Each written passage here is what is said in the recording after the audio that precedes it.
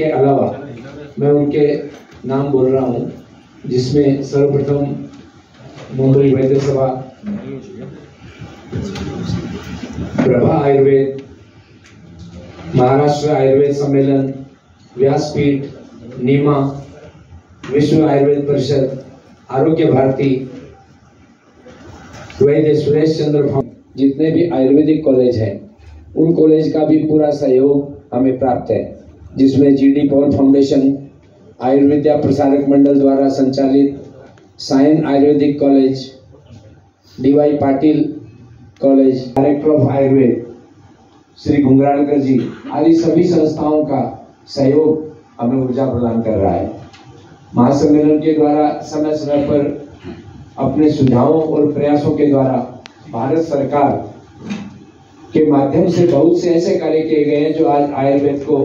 वर्तमान में प्रतिस्पर्धात्मक समय में प्रथम पंक्ति पर स्थापित कर दिया है। कुछ महीना 1988 में आयुर्वेद यूनिवर्सिटी ऑफ जोधपुर राजस्थान जो 2003 में स्थापित हुई और गुरु रविदास आयुर्वेद यूनिवर्सिटी ऑफ होशियार, आयुष मंत्रालय दिल्ली आणि अखिल भारतीय आयुर्वेद महासम्मेलन यांच्या वतीने ठाण्यामध्ये आयुर्वेद मेळावा आयोजित करण्यात आलेला आहे। आयुर्वेद मेळाव्यामध्ये दोन प्रकारच्या गोष्टी घडणार आहेत। एक म्हणजे सर्व आयुष डॉक्टरांसाठी विविध प्रकारची व्याख्यानं आणि मार्गदर्शनपर इतर गोष्टींचा आम्ही उहापोह करणार आहोत। त्यासाठी गडकरी रंगायतन इथे 19, 20, 21 अशा प्रकारे 3 दिवस सेमिनार्स आयोजित केली जाणार आहेत आणि त्याच्याबरोबरच समोर शिवसमर्थ शाळेचं जे पटांगण आहे तिथे भव्य आयुर्वेद मेळावा आयोजित करण्यात आलेला आहे। आयुर्वेद मेळाव्याचं उद्दिष्ट असं आहे की सर्वसामान्य जनतेपर्यंत आयुर्वेद कसा पोचला जाईल। जसं मी प्रसारमाध्यमांना पुन्हा सांगू इच्छिते की आयुर्वेद चिकित्सा ही सगळं काही झाल्यानंतर, सगळ्या आजारावरचे सगळे उपाय थकल्यानंतर शेवटचा उपाय म्हणून जिच्याकडे बघितलं जातं त्या तशी न राहता प्रथम उपचार पद्धती म्हणून लोकांनी त्याकडे पाहावं आणि त्यासाठी आमचा आटोकाट प्रयत्न राहणार आहे आणि तो प्रयत्न करण्यासाठी आम्ही ही आयुर्वेद मेळावा आयोजित केलेला आहे। त्याकरिता समर्थक शाळेच्या ग्राउंडवरती वेगवेगळ्या प्रकारची म्हणजे कायचिकित्सा म्हणा, सामान्य आजार, त्वचाविकार, बालरोग, गर्भिणी परिचर्या अशा विविध प्रकारच्या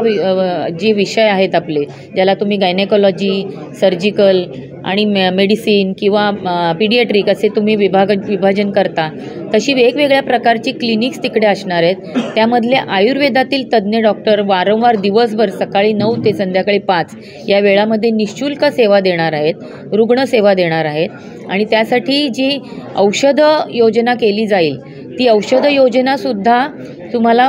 अतिशय माफक दरामध्ये तिथेच ग्राउंडवरतीच वेगवेगळ्या औषधी कंपन्यांचे स्टॉल्स आम्ही उपलब्ध करून दिलेले आहेत, तिथे मिळणार आहे। त्याशिवाय नुसतंच औषधी योजना नाही तर सामान्य जनतेसाठी जसं आयुर्वेद सांगतो तुम्हाला की स्वस्थस्य स्वास्थ्य रक्षण, म्हणजे तुम्ही आजारीच पडू नका, तर ते आजारी पडू नका कसं, तर ती जीवनशैली कशी असावी आयुर्वेदानुसार, त्यासाठी आमच्याकडे काही तज्ज्ञ मंडळी दिवसभर 3 दिवस व्याख्यानं घेणार आहेत विविध प्रकारची आणि त्यासाठी समस्त ठाणेकरांना माझं आव्हान आहे की ती सगळी व्याख्यानांचा त्यांनी वेळोवेळी जे आम्ही त्याचं कार्यक्रमाचं शेड्यूल आता सगळीकडे जाहीर करणार आहोत आणि सगळीकडे पत्रकं पण ठाणेभर लागणार आहेत, तर त्या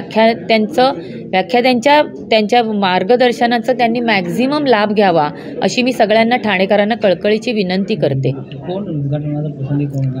उद्घाटन प्रसंगी आम्हाला अभिमानाने सांगावंसं वाटतं की आपल्या राज्याचे माननीय मुख्यमंत्री जे स्वतः ठाणेकर आहेत आणि त्यासाठी अभिमानाने सांगतो की ते उद्घाटनाला येणार असं त्यांनी आम्हाला कबूल केलेलं आहे। त्याचबरोबर वैद्य पद्मश्री पद्मभूषण त्रिगुणाजी जे दिल्लीवरून येणार आहेत, श्री सर्बानंद सोनोवालजी आयुष मिनिस्ट्री आणि श्रीपाद येसो नाईकजी ते पण आयुष मिनिस्ट्री आणि श्री महेंद्र मुंजपारा अशी